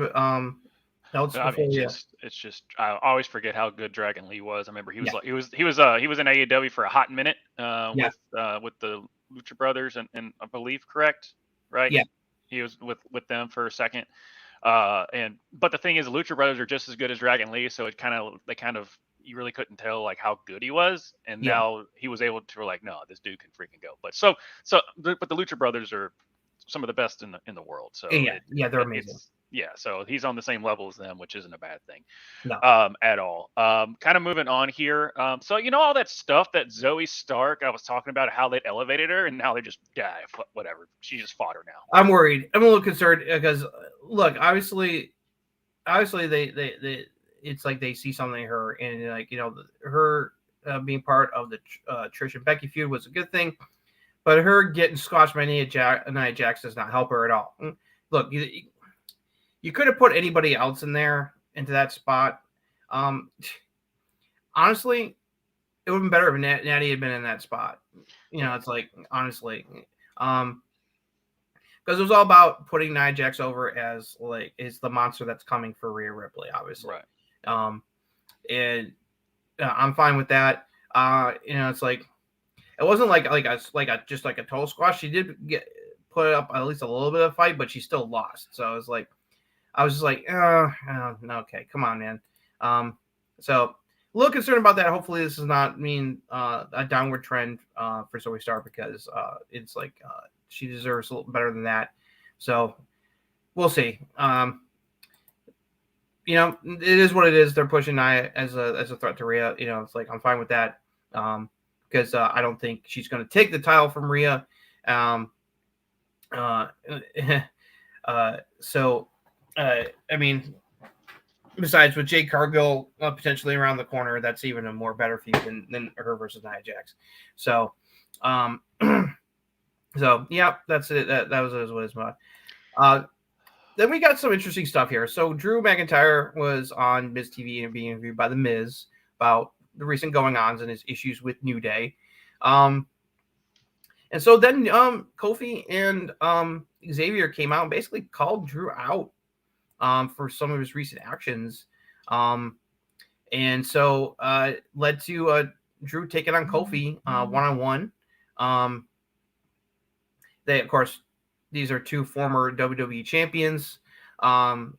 These guys can put on a good match with anybody. So you put these two together, you're going to have a hell of a TV match. So the interesting thing was that because New Day has been feuding with the Viking Raiders lately, and fortunately one of them is currently out injured, which is why Ivar has been on the show with Valhalla by himself lately. So hopefully he will heal up soon as well. And they're basically making it like kayfabe that New Day was responsible for getting him injured, and so it basically Ivar came out, he attacked Xavier, that distracted Kofi, and Drew took advantage and claymored him for the win. And just like with leaving Jey Uso to the Judgment Day Wolves last week, he does not help out Kofi at all. He just walks to the back as Ivar beats the living heck out of Kofi as to continue the New Day Viking Raiders feud. So they're definitely with this. They're definitely starting the building blocks of Drew McIntyre going back into heel mode, which I'm fine for. I love Drew McIntyre. He's one of my favorite guys. But yeah, I think him going back into heel would be a good thing to definitely breathe some new life into him. And because then you could have some really interesting feuds with some people if he goes back into heel mode. So they're definitely sowing the seeds for that with his recent actions here lately. Because even though he's still like the babyface, the fact that he, it's like it's like he didn't help out Jay, and then he doesn't give a damn about Kofi or Xavier getting attacked by Ivar. It's sowing the seeds. So yeah, I'm really liking how they're writing this because it makes sense. That's the one thing about wrestling sometimes where I'm like, make it make sense. It's that we shout it from the heavens sometimes. It's just like, why that doesn't because obviously continuity errors is gonna happen in wrestling when you're week to week. It's just it's unfortunate it's gonna happen. But this makes he still alluded to the fact of all the stuff that happened in the past with the bloodline with Jay. So obviously he's not gonna help him out. So that makes logical sense. Yeah. Then the New Day has been giving him shit forever. They just always been joking with him and giving him shit. And so this makes sense on why he doesn't. And now obviously him going full heel, cool. But at least it makes sense, and it's good, and it's great work writing all across the board on how this is slowly getting there, but his decisions make sense. Yep, totally agree. Yeah, I like where this is going. So it's like they're doing a good job of building toward eventual full heel turn here. Before we move on, thanks for joining here, Quatched. I might have just totally screwed that up. But anyway, we've always said, me and Justin have always kind of been in agreement, WWE is really good at storytelling and AEW is really good at wrestling. Okay. AEW just with some exceptions, like they until recently, AEW's really struggled with building like really good like storylines. Like the MJF Adam Cole storyline is one of the best storylines they've ever crafted. It's been a moneymaker and a ratings winner. It's like Tony alluded to the fact that they the Better Than You Baby merchandise is selling like hotcakes. It's no surprise. But yeah, no, WWE, especially under Triple H, having the creative control these days, the storytelling has gotten a lot better. It's like you got better storylines, better feuds that make sense for the most part, with some exceptions. It's like, but yeah, for sure. It's one of their strongest strengths right now. WWE is like they got some really good feuds that are well orchestrated, well written, kind of thing. Right. Yeah, and I mean, because it was literally before Triple H took over, it was just all over the place nonsense. It was just bad. It was unwatchable back then. So ever since Triple H took over, hey, everything makes sense, and they actually, they give them time. They don't just, I don't know. Anyway, long story short, we can move on. Yeah, it might be Quash. It might be. It's just MJF being, and that's you could be right. MJF is kind of taking the ball with it, and it's not really Tony. But I mean, if you're trying to keep him there in 2024, you're going to let him do whatever he wants. Yeah, the wrestlers have a lot of input and say with Tony these days. It's like because that's how he rolls. So sometimes too much, but that's beside. Yeah, that's a whole other thing. So all right, so last thing, so the main event, Kevin Owens, Sami Zayn getting their rematch for the tag team titles against Judgment Day. This was a hell of a main event. All kinds of chaos was going on because Dominic Mysterio was trying to interfere, and that wasn't working. And then JD McDonough came out to stick his nose in and try to help out. And initially that didn't work. And that led to both Cody and Jey Uso both coming out together to stop Judgment Day shenanigans. And despite their efforts, JD McDonough was able to sneak in a title belt shot to Sami's head that allowed Judgment Day to once again remain the undisputed tag team champions. But of course, this did not sit well with our heroes, and so the show ended with the four baby faces: Cody Rhodes, Jay, KO, and Sami brawling with Judgment Day and JD McDonough all over ringside. Security coming out trying to break it up and not having any luck. It's utter chaos. Is like it's like Donnybrook, as JR would love to say if he was there. And they basically kept brawling, and the fans were eating it up as the show went off the air. And all I could think of watching that was like, bring on War Games. This feels like a War Game setup. It's like the lines have been drawn. You got the heel group on one side with their quasi ally in JD McDonough, and you got the four baby faces here on this side. So I don't know if it's going to remain 4-4, may increase to 5-5 if the Judgment Day can find someone else to lend them a hand. Or I don't know who else will fit spot, but who knows? But it definitely feels like a War Game setup with how the show ended. And so I'm just like, yeah, bring it on. It's like the way this feud is going, War Games is a perfect thing to use at this point, match wise. So. Gotcha. No, I mean I'm enjoying it. Some people, I mean, for some reason, you can't make everybody happy, obviously. No. But this makes the 1,000. We've talked about this before, but I mean, the writing was on the wall. It wasn't like we were just really good at predicting stuff. The writing was on the wall with this one. You can just tell that's where they were going with it on there. Now, I will say this though, Cody did I did like his line. He's like, "We're not in the third inning anymore." No, I forgot to mention that. Now I love that he took a shot at Heyman for saying that. That was fantastic. That's why Cody's so good on the mic. It's like that he can. It's like it's like exactly what he meant by that. Yeah, for sure. All in all, this was finally kind of a step up show from where it has for the past couple weeks. Oh yeah, this is definitely one of the better Raws we've had lately. Yeah, I mean, good matches, good segments. Everything made sense. Everything flowed. There wasn't really any fodder other than the only thing I didn't care for was the Zoe Stark stuff, just because I want to see her. Yeah, she had momentum and then it just did. So that's interesting to see that she was the one that they as a sacrificial lamb to promote Nia. But other than that, I mean, it was a solid show, really. Yeah, there's a lot of good stuff cooking. The Judgment Day versus the Babyface feud is cooking. Seth versus Shinsei's cooking. Loved Tegan Knox got the nod here. She's gonna get a title shot. That's great. With the Gunther stuff, the intrigue around Gunther, with Ciampa coming for him, and Chad Gable eventually is still working, trying to find a way to get himself back into the title picture. Lots of good stuff going on. So thumbs up for Raw. So I'll let you take center stage to kind of go over all the AEW stuff, because I've yet to.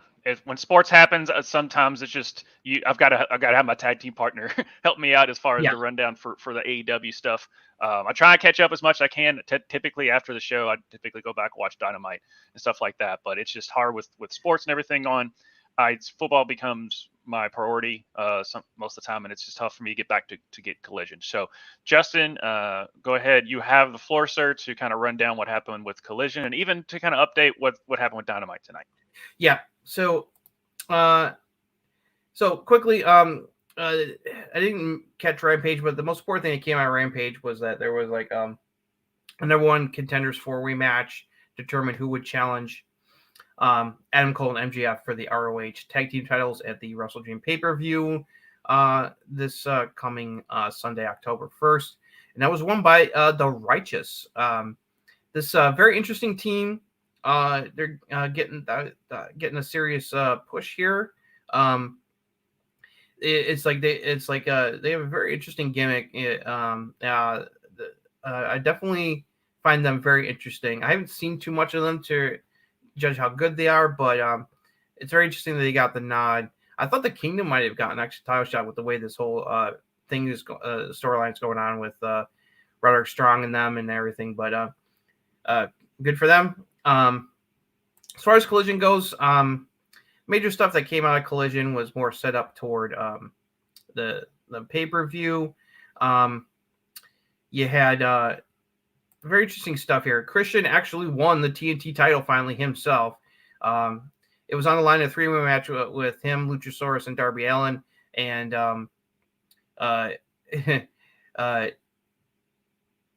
Christian took advantage of a belt shot to Luchasaurus to win the title for himself. So now he is actually the TNT champion now. Is not pretend like he was when Luchasaurus won the title. So that was a very interesting development, that whole thing. The feud with him and Darby Allin is not over. We'll get to that in a bit. There was a fantastic match between Andrade and Jay White. Jay White coming out victorious thanks to help from Bullet Club Gold. Very interesting where that's going to go. I guess maybe that was just a filler thing, because Jay White's definitely going after bigger fish, as we saw earlier this evening on Dynamite. And then the main event was Ricky Starks and Bryan Danielson in a Texas Death Match. Another awesome match between these two. Starks lost, but I think even though he's lost these matches with Bryan Danielson, he's shown just how talented he is, and I don't think it's going to hurt him in the long run. So at least I hope not.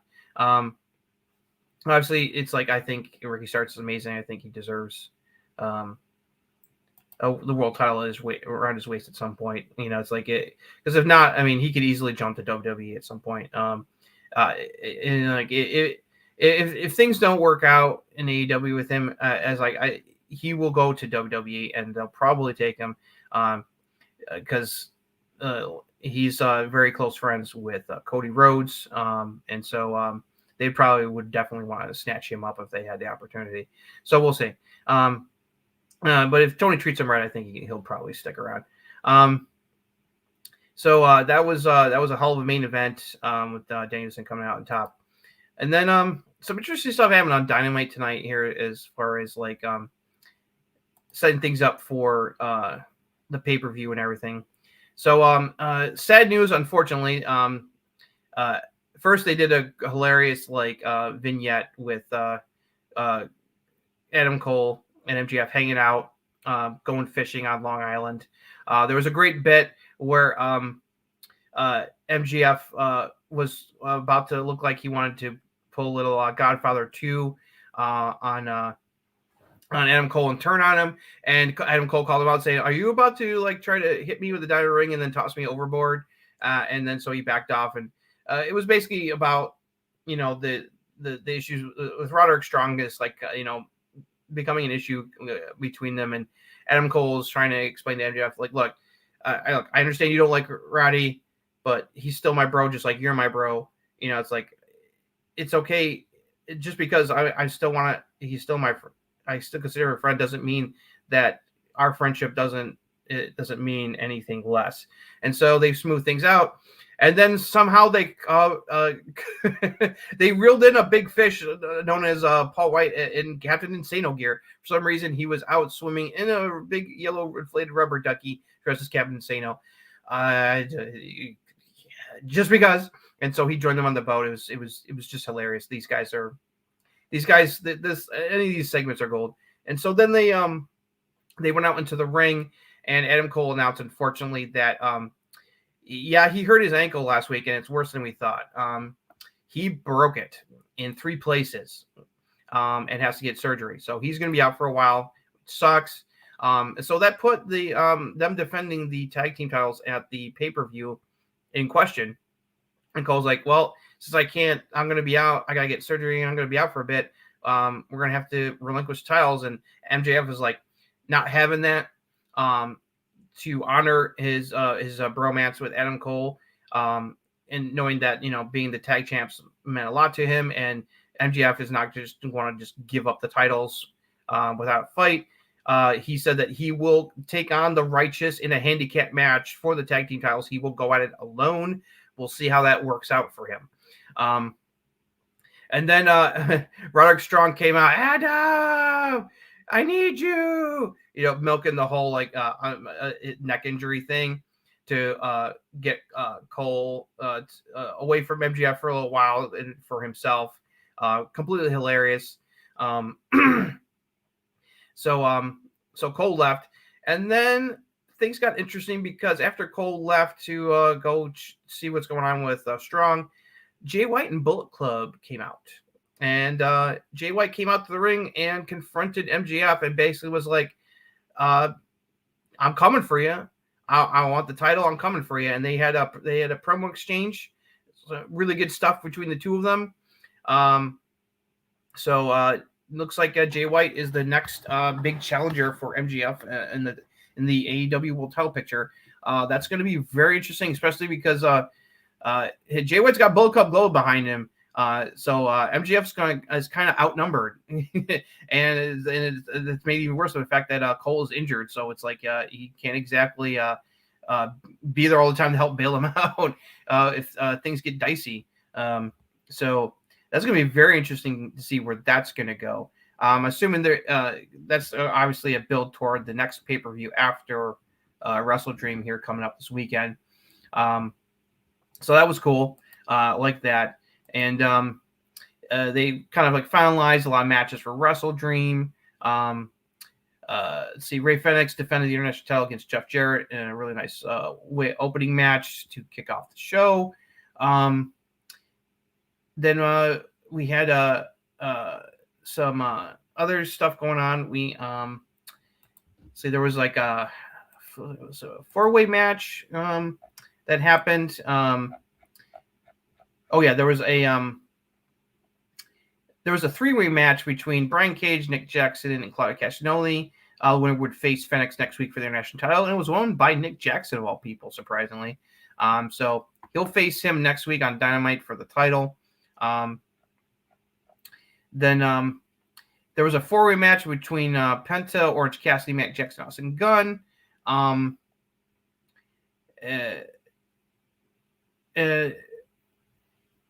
It's basically because that's why, because they got there's a number 1 contender match coming up between 4 teams: the Young Bucks, Orange Cassidy, Hook, Lucha Brothers, and the Guns. The winner will get a shot at whoever walks out of Wrestle Dream as the tag team champions, because FTR is defending them against Aussie Open. And then they're continuing to build Julia Hart as a threat to Chris Statlander, because she's challenging Chris Statlander for the TBS title at the pay-per-view. She beat Willow Nightingale and kept trying to hurt her after the match, which brought Chris Statlander out for the save. Not mad about it. I have to say, Julia Hart has really improved in the ring. She's been killing it lately. She's definitely been presented well. She's been on quite a winning streak for quite a while. So they've built her up well as a legit like contender threat to Chris Statlander. So I think they'll have a pretty good match at the pay-per-view. I think she's only like 22, 23 too. She's like extremely young. Oh yeah, she's very young. On that. And also she won with a really nice looking moonsault. Not on the low, not as like crisp and beautiful as like Io Sky or even Tiffany Stratton, but still excellent moonsault to get the win over. If your moonsault can bring up Io Sky, you're in the right direction, because her moonsault is the most gorgeous moonsault I've ever seen. Yeah. So. Now the most interesting thing is that Dynamite didn't end with a match, but the main event slot was occupied by a contract signing between Hangman and Page and Swerve Strickland for their match at the Wrestle Dream pay-per-view. These two had a really good back and forth words to build up to their match. And then it ended in a really cool way where Hangman took the pen and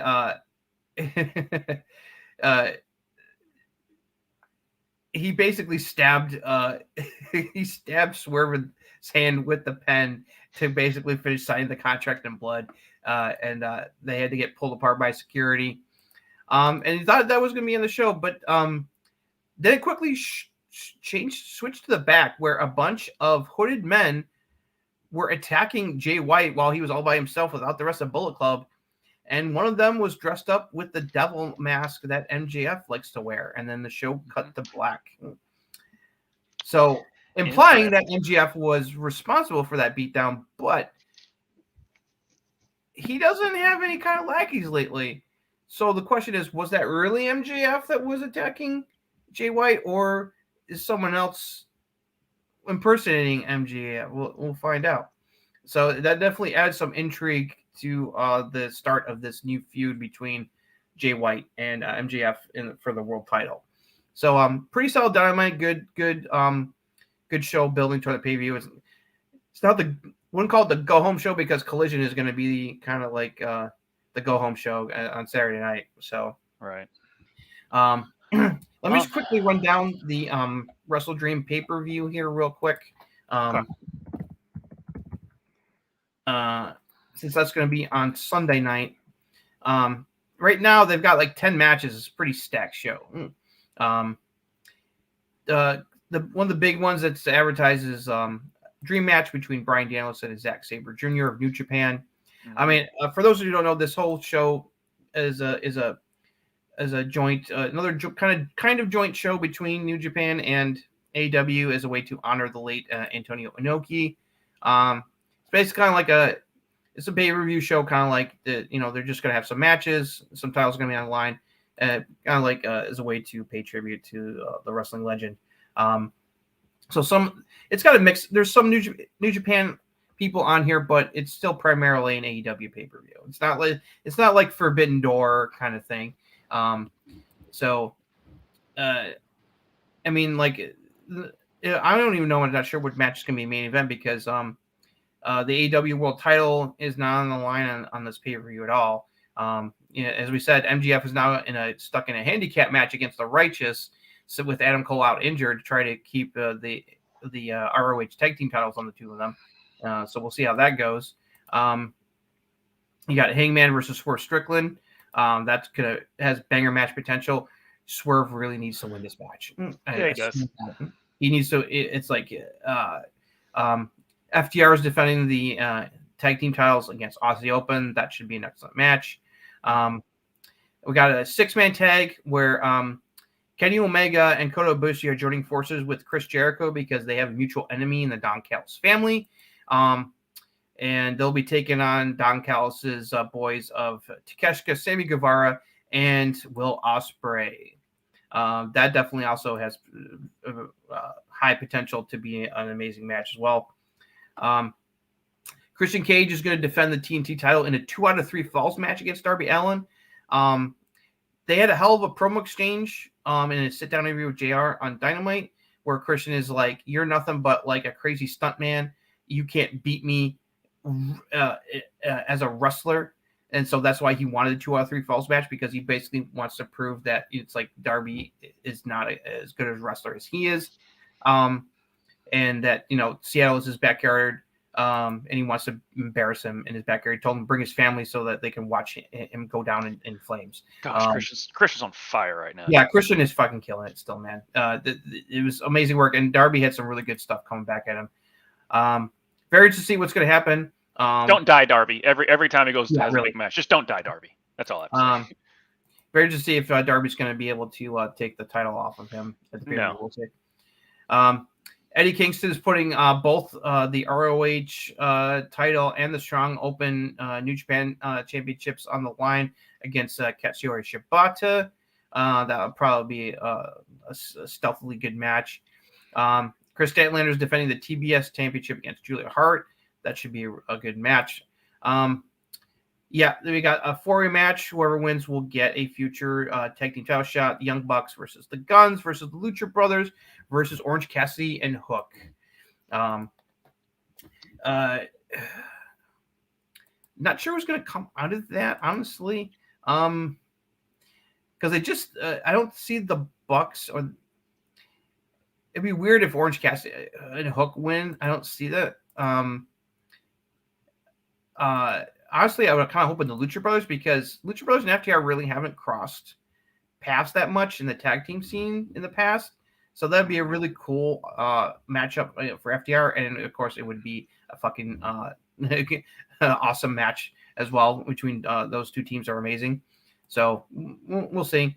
And then it was just also tonight, Ricky Starks is taking on Wheeler Yuta because Wheeler Yuta is tired of Ricky Starks running his mouth, wants to shut him up. So that's pretty much the WrestleMania pay-per-view. Not sure what's going to be the main event. It's probably going to be Danielson and Zack Sabre Jr. Most likely is the main event because it's billed as the dream match. It was the first match that was announced. There's a lot of hype behind this because of how amazing both of these guys are. So I wouldn't be surprised if that is the main event, since there's no AEW World Title or anything like that on the line. Yeah, I'll put it this way. This is the promotion, and they're the biggest ones. So yeah. See, they're right at the top. Yeah, they're right at the top. So that's probably going to be the deciding factor there. So yeah. Also too, this I do want to highlight about that Edge debut. About 2 hours about 2 hours ago, it was reported that it's getting more and more likely that they're coming to a deal. Yeah. Now, the thing is, they could hype this up and then he doesn't show up and everything. You know how wrestling world works sometimes with contracts, but his contract does expire at the end of this month. And so it's October 1st. So yes, exactly. His contract will expire on Saturday. So he could show up on AEW on Sunday. Yeah. As far as I know, it's a no non-compete. He doesn't have we don't know about the 90. No one said anything about the 90 day. That would already been reported if it was a 90-day thing. So. That's only if you get released from your contract early. It's like, right. It's like if the contract just expires, then you're free to go. So just like what happened with Jade Cargill. Jade Cargill, her contract with AEW expired very recently. Not long after she did that last match against Chris Statlander, and then not long after that, she officially signed with WWE. So it's kind of like Adam Cole the same way with it when he went to AEW. Now Aleister Black. That was different because he got released, but their contract wasn't. They didn't put the 90-day clause in the contract. No, they only put it a 30-day non-compete, which is so people for NXT. Someone lost their job in the legal department on that. Yeah, because he was supposed to have a 90-day non-compete, not a 30-day. He would still had the NXT non-compete length, not main roster. So that's how he's able to get. He was able to switch over to AEW so quickly. People were, the rumor is about like, Edge is going to show up, and then Mercedes Moné is going to show up. I'm like, isn't she still on the shelf? Like, no. It's like Mercedes Moné is not cleared to return to the ring just yet, as far as anybody knows. So, those are obviously the two big names that have been rumored that showing up in AEW in the near future. So, either one, one or both would be big, like on the level of like Jade Cargill going to AEW. That's what I say. It's like, well, AEW was like, all right, we'll give you Jade Cargill, and then we'll take Mercedes Moné and Edge. Ready, break. All right. Speaking about deals too, the big rumor before we kind of close out, and we'll close it out with this, and we'll get back to NXT. Watch it. It's a good product. But the rumor is going around that Tony's trying to buy in New Japan. Yeah, and he kind of like sidestepped it. I don't know where this rumor started. I don't see that happening. I mean, like, I don't want it to, honestly. No, it's like he's got his hands full trying to juggle both AEW and ROH these days. It's like and the Jaguars and Fulham. It's like, no. I don't know. Rumors are rumors. I don't see that happening. It's like that'd be that then is like people feel like he's already stretched thin as it is. Right. It's like, but then trying to oversee three wrestling promotions at the same time, and also try to continue to oversee Jacksonville Jaguar football team. It's like, nah, dude. No, I don't see that happening. He does statistical analysis for Jacksonville, so it's not like he's like running the team or anything. They have GMs and stuff for that, but he still does work for. Yeah, he still technically works for his dad and for the Jaguars. Yeah, it's like, but his primary focus is AEW and ROH. So. That's funny. I'm about to start a wrestling promotion, so Tony Khan can buy it. Right. Yeah, it's kind of where it is right now. Shane McMahon's not here. Shane McMahon's not coming out. I'd still laugh at that. Yeah. So last thing here, we'll run down the NXT is having their own pay-per-view show on Saturday night. Mm-hmm. No Mercy, borrowing the old Monarch pay-per-view name to repurpose it for NXT. Doing a lot that lately, using like names that aren't used anymore for their own purposes, because they've moved away from the Takeover label. Which kind of saddens me because, like, the Takeover era of NXT pay-per-views were amazing. I mean, it was very rare that a Takeover was like less than stellar. It's like, but things change. So they've been doing some good stuff lately. So 6 matches. It's not gonna be a long show compared to what AEW's got going on with Wrestle Dream. So here are the big matches here. So, of course, it was we have Becky Lynch defending the NXT Women's title against former champion who she took the title from, Tiffany Stratton, in an Extreme Rules match. So anything goes. That's probably gonna be a hell of a match. Very to see if Tiffany's gonna be able to get the title back, or Becky's gonna hold on to it for a little bit longer. I'm kind of leaning toward Becky still hold on to it for a little bit longer because she's her being NXT Women's Champion has definitely helped improve NXT's ratings. They've been up since she's been on the show regularly, so we shall see. That's going to be a hell of a match for sure. Let's see. We got Braun Breaker taking on Baron Corbin. I definitely think Braun Breaker is definitely going over there in that one. Got Dirty Dom Mysterio is going to be defending the North American title against Carmelo Hayes' buddy Trick Williams. Trick was like, I know what, I gotta make a name for myself. So he asked Shawn Michaels to put him into a number 1 contender match. It was a fatal 4-way between him, Dragon Lee, Tyler Bate, and Axiom, and Trick emerged the winner. But there's definitely more intrigue because Dragon Lee is going to be the special guest referee for this title match between Mysterio and Trick Williams. So it's going to be very interesting to see what's going to happen with Dragon Lee as a special guest referee. So that definitely adds some intrigue to the match for sure. That one could definitely be a sleeper. One of my favorite acts is the NXT Tag Team Champions, the family, Tony D'Angelo and Stax. You know, it's like yes, it's the stereotypical Italian mafia gimmick, but the guys do it so well. They're very entertaining. It goes from being, you know, a typical stereotypical stuff to very entertaining.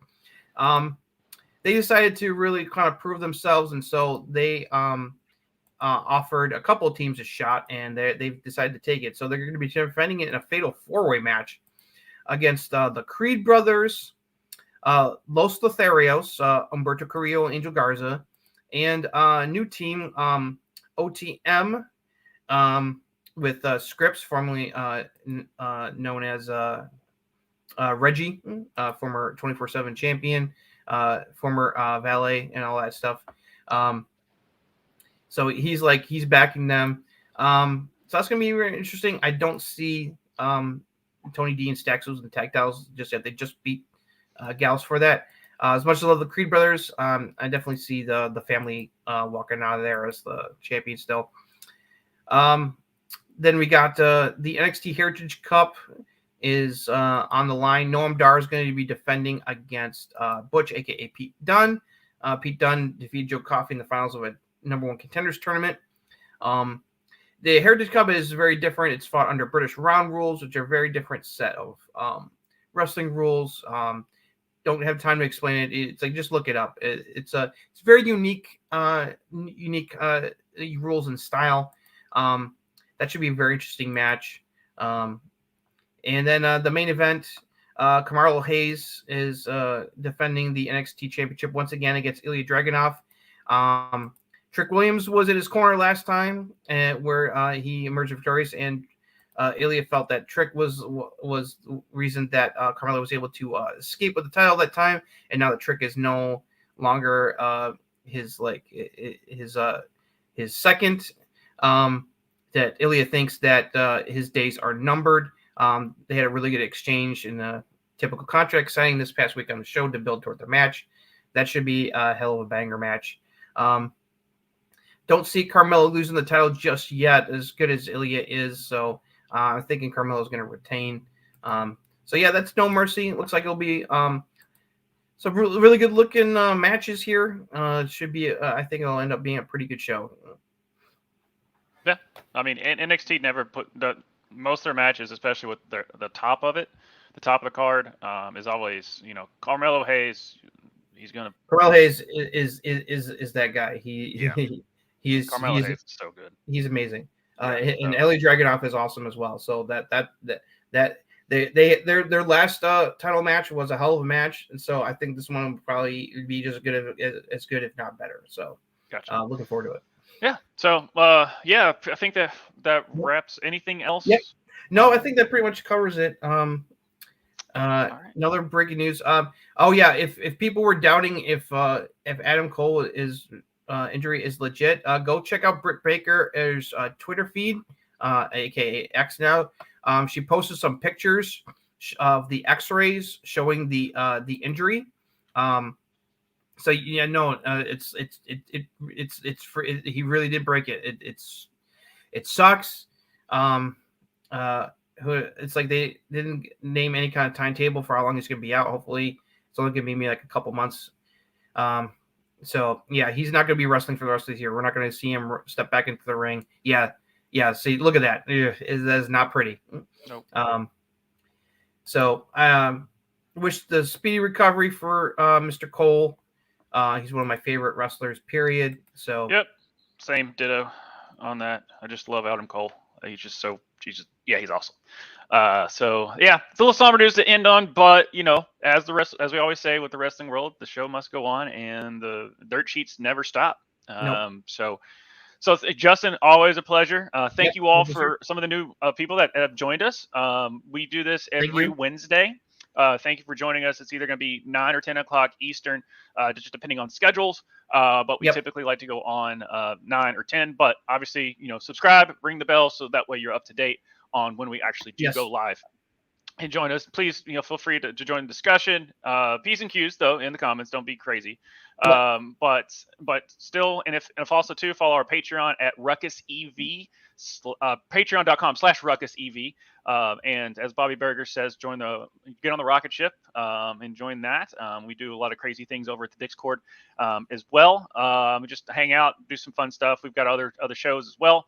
But Justin, always a pleasure, sir. And thank you all for joining us. And we will see you all next week. And